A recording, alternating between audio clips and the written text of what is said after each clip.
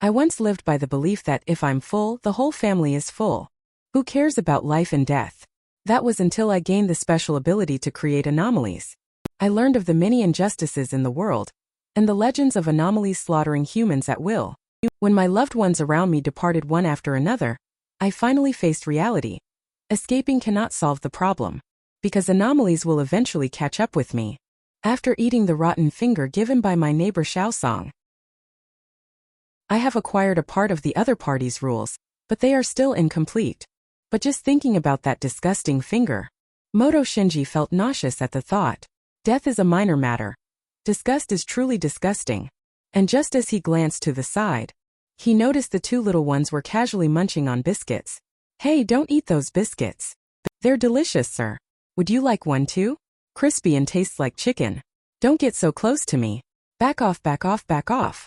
At that moment, Ai-chan also spoke earnestly. It's just ordinary biscuits, different from the ones you eat.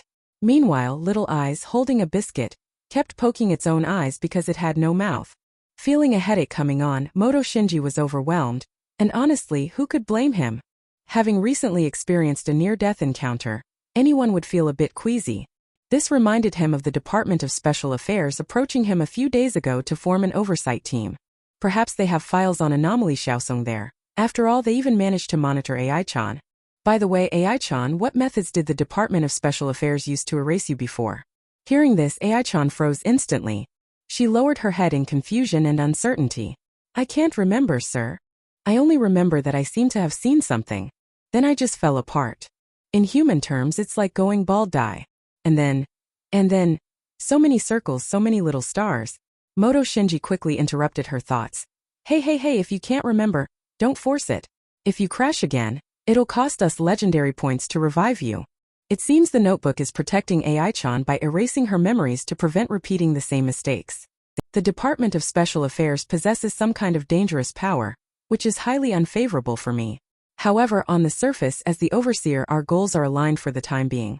Currently, we can utilize the Department of Special Affairs to obtain Xiaosong's complete set of rules. If they manage to contain Xiaosong first and then turn against you, then there will be a conflict of interest between us. You guys fight your own battles, what does that have to do with me? The next morning, a supercar was speeding down the highway. The driver was none other than Red Melody, that pink-haired girl. Hey bro, how does it feel to ride in a supercar? Moto Shinji looked speechless. Why are you the one picking me up?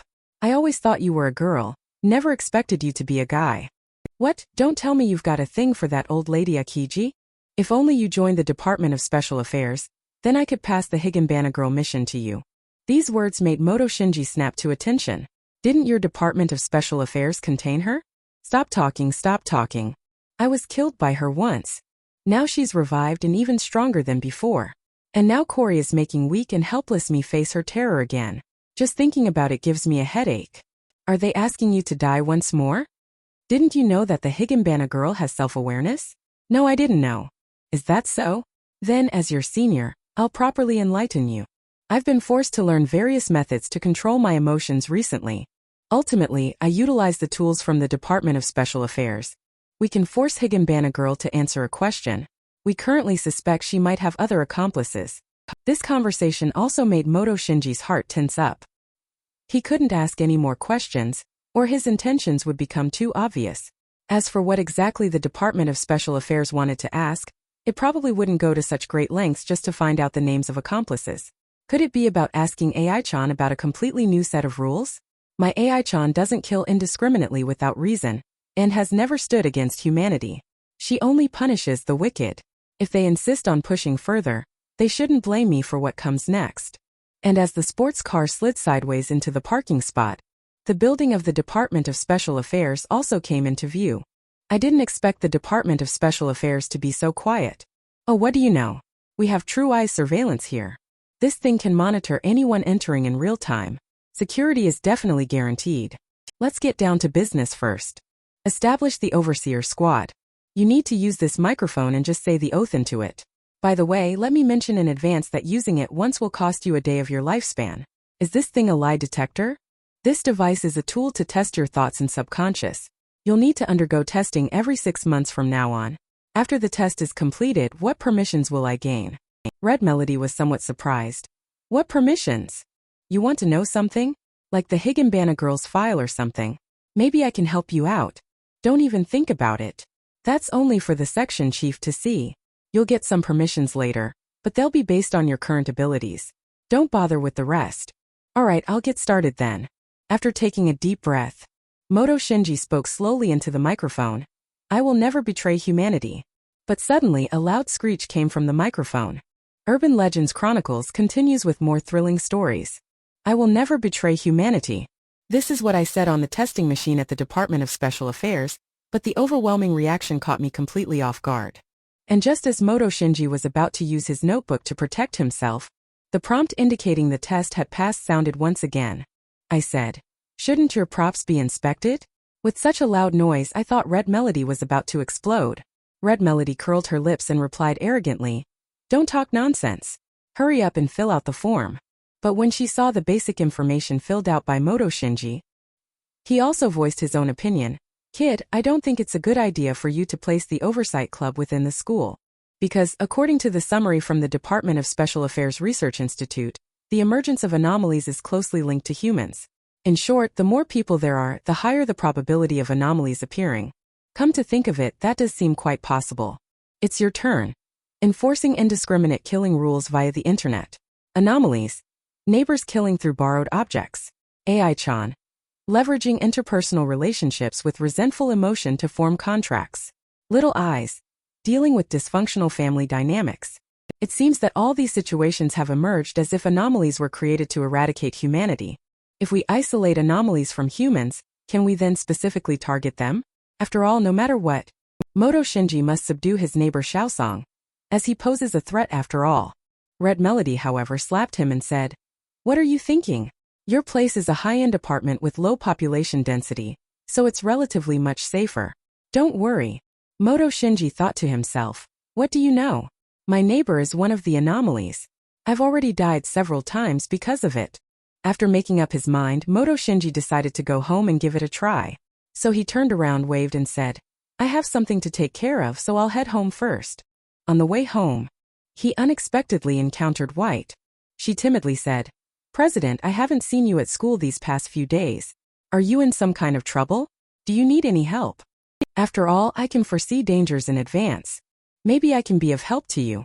Looking at her sincere and confident face, Moto Shinji was still a bit surprised. This guy is quite dedicated. But the moment he thought about the dangers he had to face, so he refused, saying, "This could cost lives. You're too frail, don't follow me." White stared at the departing director, his heart filled with mixed emotions. Am I really that incompetent? Or is this situation genuinely dangerous? Soon enough, Moto Shinji was once again standing at his neighbor Xiaosong's door. According to the clues from the notes, Xiaosong would randomly choose locations to commit murders, and after becoming his neighbor, regardless of whether you accept his gifts or not, you will be marked within his scope of death. As for what this one-time mandatory offset of borrowing items is, could it be that those who have refused the gifts still have a chance to be saved?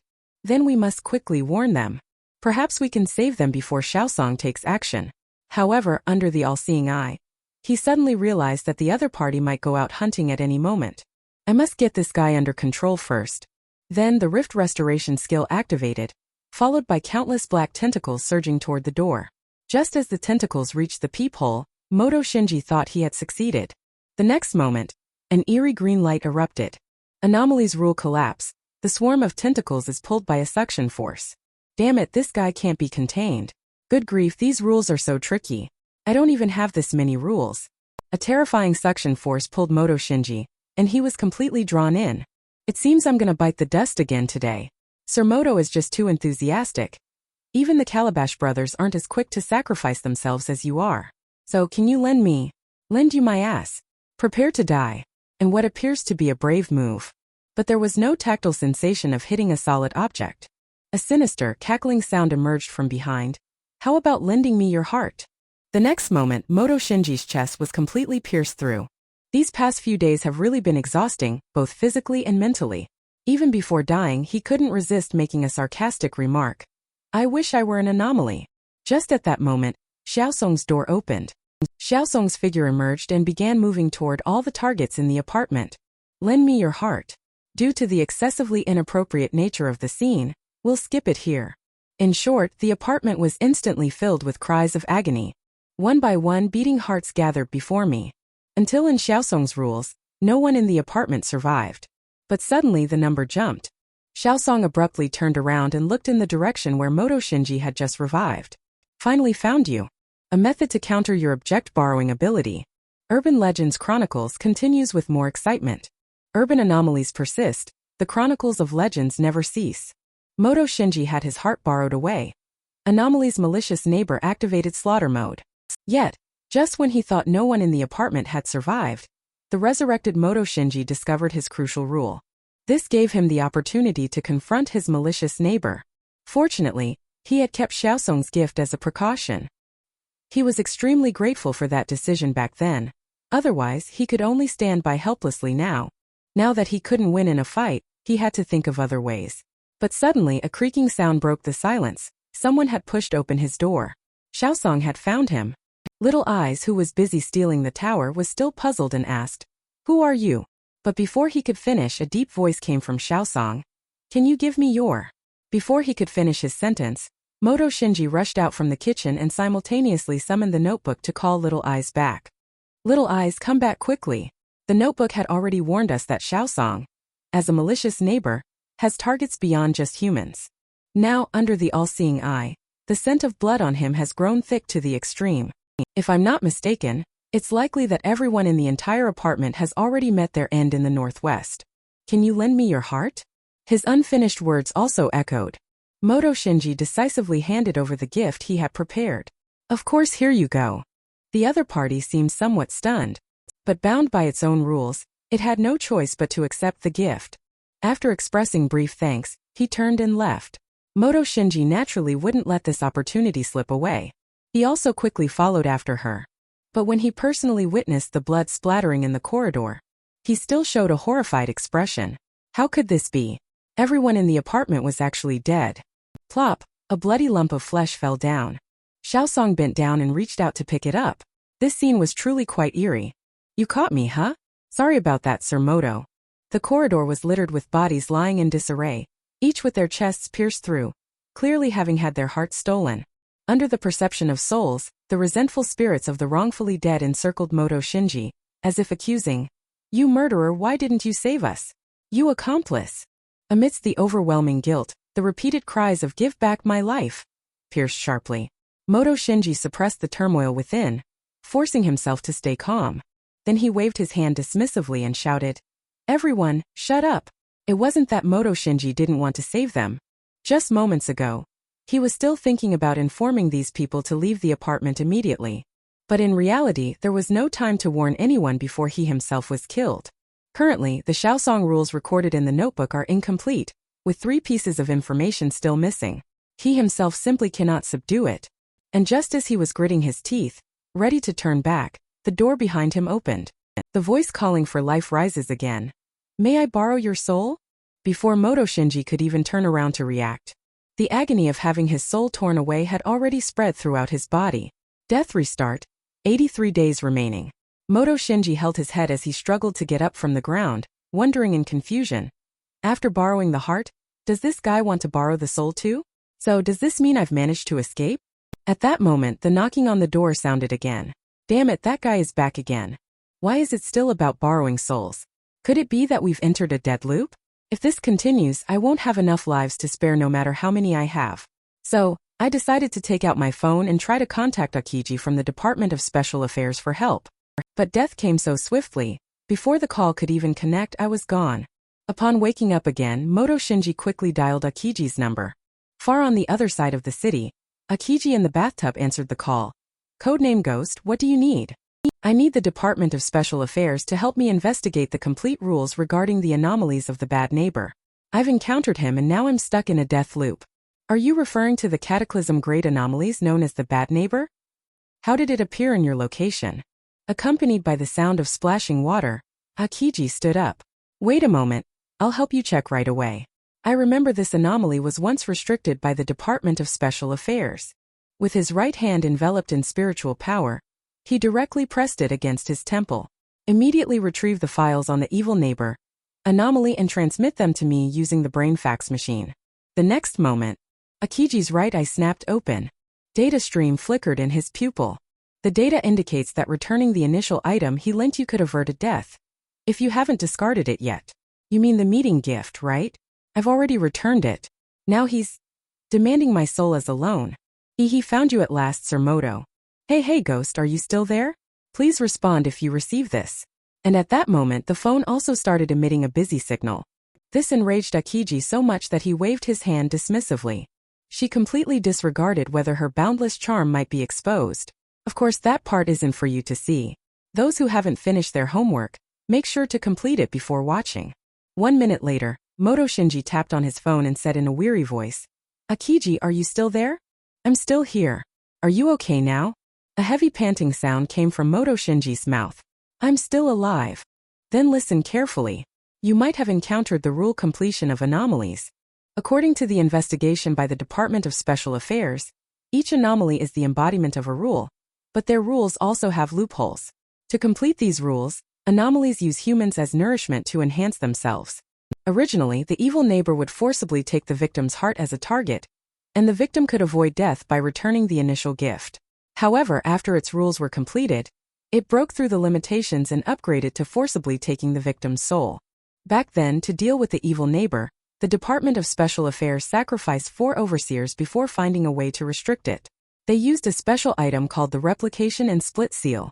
Once stamped on a person, it would split their body and soul into 100 corresponding copies. However, the replicated and split souls were extremely weak, rendering the individuals like walking corpses. The Department of Special Affairs thus confined it within a single building.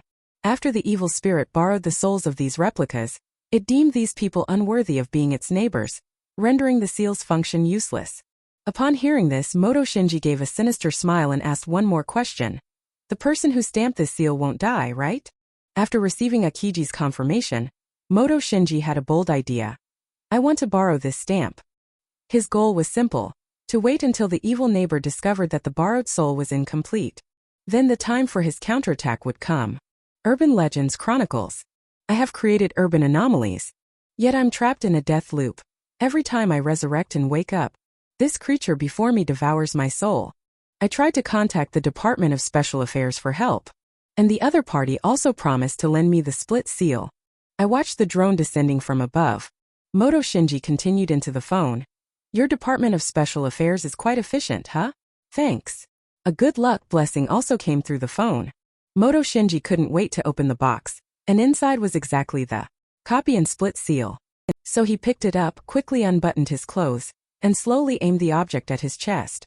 In his vision, streams of spiritual power swirled around the seal. As the seal pressed into his skin, the surging spiritual power erupted completely.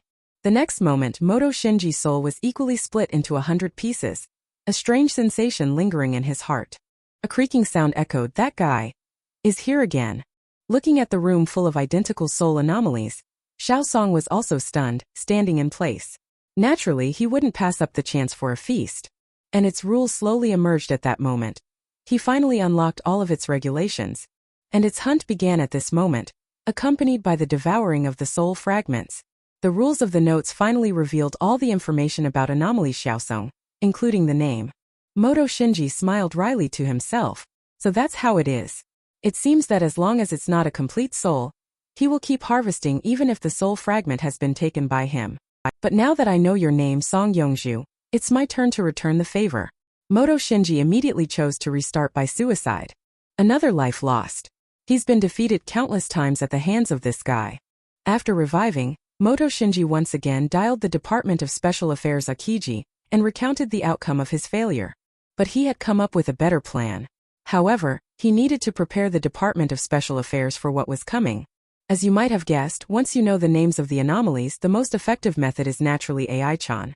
What? You want to use anomalies to deal with anomalies? Akiji showed a shocked expression, and the reason she was so surprised was, she naturally suspected that the other party was the mastermind behind reviving Higanbana girl. But he was just a student. If that were the case, how could he be trapped in the loop of the malicious neighbor? Moto Shinji tentatively asked, doesn't the Department of Special Affairs have a way to completely subdue the malicious neighbor? Then I'll have to try my own method. Tell me your idea. I want to summon Higanbana girl through a contract, since I already know her name, Moto Shinji said as he activated the notebook. At the same time, the Higanbana girl appeared within sight, and a soft "my lord" was heard. Moto Shinji quickly made a gesture for silence, signaling AI-chan not to speak. Akiji continued, I don't recommend you do this. Once you form a contract with the Higanbana girl, no matter what abilities you use, you cannot escape her rules. Your logic is sound. The Department of Special Affairs has indeed had cases of completely subduing anomalies. In the neighboring city, the ghost Buddha statue was once used to confine the anomaly girl. However, maintaining this sealed space requires an immense amount of pure mental energy. So, under these circumstances, could you help me apply for such a rare item that also demands a significant price? Akiji opened his mouth to say something but ultimately remained silent. So the little acting prince, Moto Shinji, began his righteous and fearless mode. Therefore, now this is the only way I can restrain the evil neighbor and prevent them from causing more harm to the world. After all, living one more day is still a day. My soul wanders in hell. What difference does it make compared to this endless cycle of death now? After a long while, Akiji spoke up. I understand. Yet, her heart was filled with mixed emotions, secretly admiring the young man. Even if it meant trapping his soul in hell forever, he was determined to restrain the anomalies. One couldn't help but admire Moto Shinji's courage and resolve. However, what she hadn't anticipated was, Moto Shinji is actually the master of the Higanbana girl. There was never any mention of a soul being trapped in hell forever. He intends to complete and strengthen the rules of the Higanbana girl. After spending millions of legend points, Moto Shinji finally patched the loopholes in AI-chan's rules. He wants to ensure that this troublesome neighbor can never escape his hell. Ding dong, the Grim Reaper is here again. And as it pushes the door open and enters, Moto Shinji also took the Higanbana handed over by AI-chan. My dear Sir Moto, I'm here again. Song Yongju, it's time to pay back for the evil deeds you've committed. So with a wave of his hand, petals fluttered, sending them to hell to reside forever. Then, AI-chan's rules enveloped the entire room, including the troublesome neighbor, Xiaosong. The scene shifts back to the blood moon-drenched shores of Yellow Springs Lake. On the small boat lay the wicked neighbor, Xiaosong AI-chan, slowly stirring the lake water with a wooden oar, propelling the boat forward. Xiaosong suddenly opened his eyes. He slowly rose from the small boat and handed over the blood-stained bag of local specialties with both hands. I'm the newcomer, Xiaosong. These are some local specialties, please guide me. Before he could finish his words, the black mist spirit snake from the lake water darted out, snatched the bag from Xiaosong's hand, and simultaneously encircled him completely. Seems they welcome you very much. Don't worry, you'll soon meet more good neighbors. All of this was arranged for you by the adults. Once you get there, you must thank them properly. And beneath the waterfall, pairs of crimson eyes are eagerly awaiting. The oppressive chapter of Urban Legends Chronicles has finally concluded. Will the upcoming story be just as thrilling? The illustrious creator of urban legends. Yet he disdains the beauty that comes his way. He gazes at the Higanbana mark on his chest. Moto Shinji still intends to keep it, after all. Only this way will it not arouse the suspicion of the Department of Special Affairs. The thought of that nasty neighbor who had tormented me for days finally serving his sentence under AI-chan's rules. Moto Shinji felt somewhat relieved, and upon hearing AI-chan's report of the wicked neighbor's deeds in hell, this guy really knows how to adapt to local customs. He kept trying to give trash as gifts to the souls in hell. However, AI-chan confiscated it all. After all, this is her territory. Just the sight of that gift bag made Moto Shinji nauseous. After all, he once had the misfortune of tasting that rotten finger. Hurry! Get this thing away from him. After snapping back to reality, he couldn't help but gently stroke AI-chan's head and said, no matter how fast this guy delivers his local specialties, it can't match your speed in ferrying souls. Besides, you're the ruler of hell. Even if you took all his gifts, there's nothing he could do about it. As he was speaking, the notification tone from his phone suddenly rang out. It's a message from Akiji. What is this psychological treatment? Why does the Department of Special Affairs have such a requirement? After he decisively requested home service, Moto Shinji turned off his phone. The noise from downstairs caught his attention. When he looked down, he found that the residential area had been surrounded by personnel from the Department of Special Affairs. Is this part of the cleanup work? He thought about it and then felt relieved. After all, no one survived in the apartment last night. And after waiting for half an hour, the psychologist from the Department of Special Affairs actually showed up. The visitor's name is Sherry. the psychologist from the Department of Special Affairs. Hello, you must be Lord Ghost, right? I'm here to provide you with treatment. Starting today, we're neighbors. Lord Ghost, I look forward to your guidance. Moto Shinji didn't mind and said, just call me Ghost. Looking at the clean and tidy corridor, the Department of Special Affairs cleanup ability is quite fast. Not a trace of blood can be found. Upon closer inspection, the tables, chairs, and benches are all gleaming brightly. This woman will be living here from now on. Is the Department of Special Affairs planning to keep an eye on me? Moto Shinji decisively turned around and headed towards his room. The woman quickly followed, seeming to have noticed something, and hurriedly explained, Lord Ghost, please don't misunderstand. The Department of Special Affairs sent me not to monitor you. The Department of Special Affairs highly values talents like you, my lord. Moreover, such a tragic incident has occurred here, which is why they sent me to accompany you, to help ease the resentment in your heart.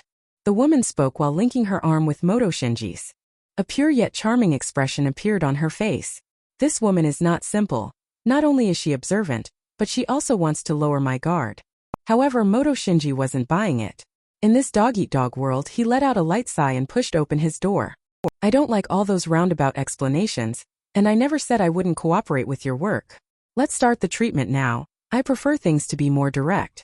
The woman chuckled behind her hand. All right then. So Sherry went straight to the sofa and put down her handbag. While kneeling, she unbuttoned her white coat. After preparing herself, she turned her head and said, Please lie down, sir. Moto Shinji was screaming internally. What's going on? Wasn't this supposed to be psychological therapy? Why does it feel off? Nevertheless, he complied. Regardless of the woman's intentions, cooperating couldn't hurt. He raised his hands as she requested, palms facing upward. The woman grabbed his hands and blew on them. Is modern psychotherapy this diverse now? It even includes massages? But when the woman pulled out a gift box and placed a crystal in his hand, he no longer thought that way. The next moment, the psychic crystal turned black. At the same time, Sherry was greatly shocked. Lord Ghost, this item is called Psychic Crystal, developed by the Department of Special Affairs to detect psychological risk levels. So, what does it mean when it turns black? There are only two possibilities for this psychic crystal turning black. The first is psychological pressure caused by immense pain, and the other is psychic contamination, commonly known as corruption. I'm sorry, sir, but I need to test something again. With that, the woman removed the clock pendant from her neck. Then she swung it back and forth in front of Moto Shinji. Moto Shinji thought to himself, this is bad. She's trying to hypnotize me. So he quickly stood up. He snatched the clock pendant from the woman's hand and grabbed her right hand with his other hand. But before he could close his arms, the woman's body went limp and collapsed, falling into Moto Shinji's embrace before he could even react. Moto Shinji flung her aside immediately. What is this woman playing at? Trying to hypnotize me for a setup? As he looked at the sleeping woman and the clock pendant in his hand, he understood. It seems this person's consciousness has already infiltrated his inner self. With the clock ticking away, the next second, the woman's consciousness plunged into a sea of water. A suffocating sensation spread throughout her body. Could this be Ghost's mental world? Immediately after, Sherry was struck by a tremendous force, was violently dragged downward. After opening my eyes again, what I saw was a scene of utter devastation. An upside-down city, a blood-red environment that sketched out an intense sense of oppression. Moreover, I could faintly sense the presence of anomalies. While she was still in a daze, the scene in the sky changed once more. A pitch-black sphere, resembling a black hole, appeared in the air. From Sherry's perspective, it looked like an eyeball. It opened its eye. This was more like an anomaly so powerful it was suffocating. Sherry's figure appeared so insignificant in comparison. Could this be the gap between humans and anomalies? Is humanity destined for extinction? Has Lord Ghost's subconscious already begun to disregard life? Sherry dared not think further. She feared that Moto Shinji, if he continued, would endanger society. She had to do something. Find Moto Shinji's subconscious and try to awaken him. With that, she leaped into the city streets of the scene. But before she could steady herself, the ground beneath the street cracked open. Then the ground collapsed and she fell. As she continued to plummet, her mind had no time to form a coherent thought. A giant eye appeared before her. Sister, you look absolutely delicious, it said. Urban Legends Chronicles continues with more thrilling stories. Unfazed even by death, Yet a past scene has long become my inner demon. Department of Special Affairs psychotherapist Sherry. She uses a clock pendant for self-hypnosis. She successfully entered Moto Shinji's consciousness. But when she saw the giant eye with her own eyes, she couldn't help but shiver a few times. The next moment, countless tentacles shot toward her. One after another, wounds appeared on Sherry's body, the pain forcing muffled whimpers from her lips. But she still clenched her teeth tightly, trying to keep herself awake. It seemed as if she had thought of something. She quickly began to fumble around on herself. The next moment, a pure white ring was placed on her hand. This was the radiant ring developed by the Department of Special Affairs, used by healers to break through mental attacks. She slightly bent her waist, crossed her hands in front of her chest, and assumed an attacking stance while murmuring under her breath. All conditioned phenomena are like dreams, illusions, bubbles, shadows, like dew and like lightning. Thus should they be contemplated. As the last word fell, the ring of radiance erupted in a blinding white light. The once pitch-black and blood-red consciousness space instantly became riddled with holes and gradually faded away. The scene shifts and Sherry's figure appears on a surface of water. Snowflakes began to drift through the air as she clutched her injured arm, the biting cold gnawing at her spirit. However, she did not stop and continued to press forward. She had to enter Moto Shinji's subconscious, or the treatment would not be considered successful. But finding the root of the problem is likely to be much more difficult. Soon, a small boat abruptly appeared before her eyes, and there seemed to be someone on it. The newcomer was none other than Higanbana Girl, her questioning voice already ringing out. "Are you here to see the master?" Sherry froze instantly, staring at the girl before her with long black-purple hair, crimson eyes, and a sailor uniform printed with Higanbana. She was Higanbana Girl. She pressed her hand tighter over the wound, unable to help but wonder. Could it be that in the future Higanbana Girl becomes Ghost's subordinate? So she forced herself to stay calm and replied, "Yes, what business do you have with the master?" The tense atmosphere spread, and the sound of dripping water was clearly audible. "Tell the truth or you'll be stuck here forever." This direct warning successfully dashed Sherry's idea of making up a story. She couldn't help but step forward and take the Higanbana Girl's hand, sincerely saying, "I hope Lord Ghost doesn't turn into an anomaly." The Higanbana Girl was puzzled. "You're saying this to an anomaly?" "This is my most genuine thought. From a human perspective, I cannot stand by and watch you become a powerful anomaly that threatens society. On a personal level, ever since I learned about Lord Ghost's deeds in battling anomalies, I also don't wish to see a good person turn into one." Hearing this, the Higanbana Girl let out a soft sigh and slowly untied the red scarf from her chest. Then she handed it over. "Since you're not an enemy of the adults, this thing might help you. But you might die here." But suddenly the red scarf spoke. "Higanbana Girl, how dare you betray me?" The red scarf transformed into a black figure, and instantly pierced through Higanbana Girl's body. At the same time, it turned its spearhead of attack towards Sherry's pupils. At the critical moment, the Higanbana Girl stepped in front of her, knocking it into the water. "Run!" That was the last thing Sherry heard, so she quickly dived underwater. Little did she know, in the water, vengeful spirits were waiting for her as well. As she approached, she was startled by the apparitions before her. These were the true forms of the Black Mist spirit snakes. Countless vengeful spirits reached out to grab her. These vengeful spirits were likely the innocent victims who had met tragic ends at the hands of the anomalies. A chorus of deathly cries echoed incessantly as Sherry's body was seized, and her gaze fell upon a glimmer of light directly below, which was precisely where Moto Shinji's emotional turmoil lay.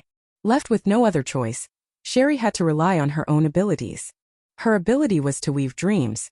To help Moto Shinji resolve his inner conflicts, he had to re-enter the source of his troubles himself. In reality, Moto Shinji looked at the woman lying on the sofa, feeling somewhat speechless. Isn't this woman here to treat herself? Why does she look like she's about to die? If something really goes wrong, the Department of Special Affairs should be able to handle it, right? But suddenly, a wave of dizziness washed over her. What did this woman do? Before he could think further, he had already passed out. When he opened his eyes again, before his eyes were actually his two club members, Li Zhongxing and Xia Linlin. Wasn't this the exact moment they had invited him to play the game? "It's your turn?" And when he saw the chat group on his phone clearly, he instantly became unsettled and quickly deleted that group. While speaking, he snatched Xia Linlin's phone. "Shinji, what's wrong with you?" they both asked in confusion. Ignoring them, Moto Shinji manifested the rule of notes in his right hand and tapped it toward the phone. With his current abilities, capturing anomalies like, "It's your turn" was all too easy. After receiving the prompt from the notebook, Moto Shinji, cold and devoid of emotion, is gradually darkening inside. Subconsciously, he dreads losing his two friends again, which fills him with immense self-blame. Unbeknownst to even himself, a demon has already taken root in his heart. Accompanied by the prompt indicating a successful recording. Moto Shinji is also on the verge of completely turning to the dark side, becoming a slave to the rules. But at that very moment 2 calls rang out. Li Zhongxing was seen holding Moto Shinji, while Xia Binbin shouted his name loudly. Shinji, don't turn yourself into that kind of person just to save us. You should never have been indifferent to life. What are you all doing? We already know we're dead. We're just happy you came to see us. The 2 suddenly rushed into an embrace. Please don't do anything reckless. We've already seen it in you.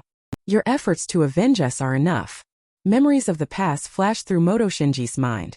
Isn't it good that I've become stronger? It's definitely good that you've become stronger, but we remember. Your initial wish was to punish the world's evils, using anomalies to defeat anomalies. Let humanity survive. The dream is shattered.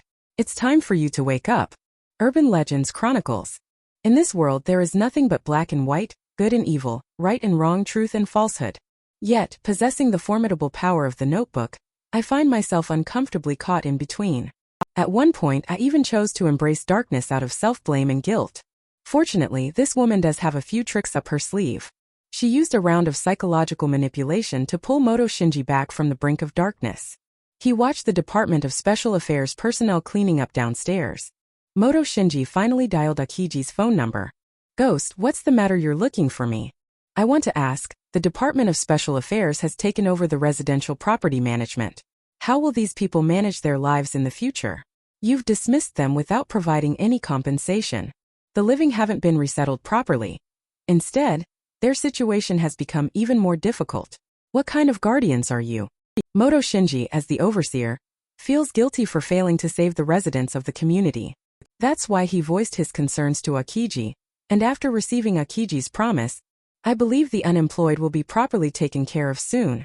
Moto Shinji then turned to the person behind him and said, Are you satisfied now? You truly are a capable psychologist. Thank you for your compliment, but this is actually a projection of your subconscious mind, not my intention. So can we leave now? Of course, but you'll need to undergo one more test. In the blink of an eye, Moto Shinji fully regained consciousness from his coma. Sherry hurriedly brought over a drink. Sir, you're awake. This is freshly brewed black tea. Please have a taste. Moto Shinji took a sip. Let's begin the final test. Sherry immediately started rummaging through her bag. While pulling out the psychic crystal, she explained the follow-up work of the Department of Special Affairs. It was clear that Sherry had relayed to the department the suggestions Moto Shinji had mentioned in his subconscious. In this regard, the Department of Special Affairs has done quite well. At least they're willing to listen to advice. Gazing at the psychic crystal emitting a brilliant blue light in his hand, which did not turn black this time, Moto Shinji felt his heart settle. In the previous episode, Moto Shinji willingly spent hundreds of millions of legendary points of his own accord. He almost became an anomaly. That dream felt so real. Once the physical body turned into an anomaly, all rationality was lost. Only the thrill of killing remained. Don't worry, I'll do my best not to become an anomaly. It was at that moment that the doorbell rang at Moto Shinji's place, and Sherry offered to answer the door. As she turned the handle, a figure swiftly bowed and simultaneously extended a gift in hand. President, I came because I was worried about you. Please accept this gift. 1,000 words omitted here. Just imagine the awkward scene of a devoted fan meeting their idol. And when she finished speaking, she stole a glance. A pair of peaks came into her view. The two stared at each other wide-eyed, and an awkward atmosphere instantly filled the entire room. Thinking about his own cringeworthy behavior, White could practically dig out a 3-bedroom apartment with his toes. Can we please make sure there's actually someone there before speaking next time? Fortunately, Moto Shinji spoke up, averting the crisis of the floor getting dug through, while Sherry covered her mouth and chuckled. She called little White inside. White then took a closer look at the stunningly beautiful girl beside him. To ease her embarrassment, Moto Shinji turned on the TV, but unfortunately, the TV was broadcasting a report on the recent series of kidnappings in River City. Moto Shinji was somewhat surprised, wondering what was going on. Sherry then explained, Sir, you have been busy dealing with the troublesome neighbor lately, so you probably haven't heard about this series of kidnappings. It is said that the kidnapper is extremely vicious and cunning. The Public Security Bureau has been unable to capture him, and has even sought assistance from the Department of Special Affairs. At that moment, Moto Shinji caught a glimpse of Ai-chan hidden in the corner. Judging by her serious expression, it seemed she had something important to discuss. So, Moto Shinji excused himself by saying he needed to make a phone call, leaving the two of them to talk first. He went to the study and summoned the notebook.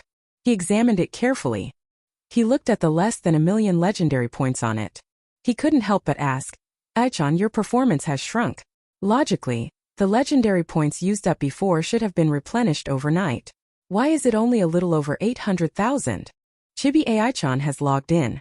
Fresh from her recent promotion and raise, she naturally couldn't stand the ruthless boss's exploitation, so she angrily exclaimed, "All kidnappers deserve to die. So it's the one that's been affecting your business." But you're right, while we can't always count on good deeds being rewarded, we can certainly ensure that bad deeds are punished. I have a great idea right now. Watching her master's sinister expression, Ai-chan transforms into an adoring fan, thinking, "This is exactly the vibe. Let me add another friend for you in Little Eyes." The fourth urban legend is about to make its debut. Stay tuned. Urban Legends chronicles a new urban legend?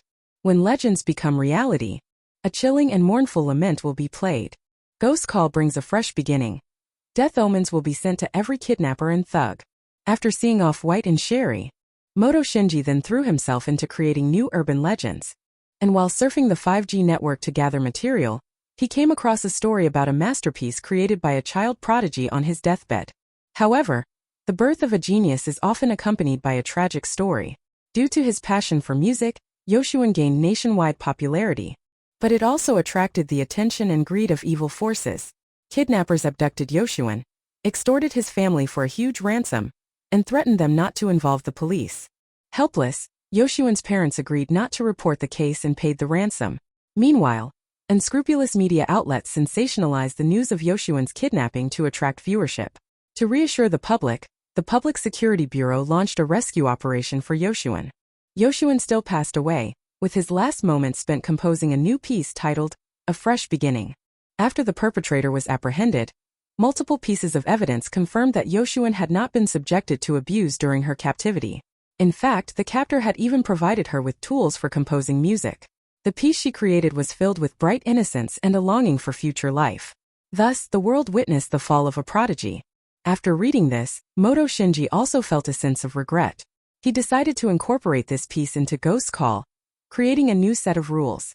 When he opened his eyes,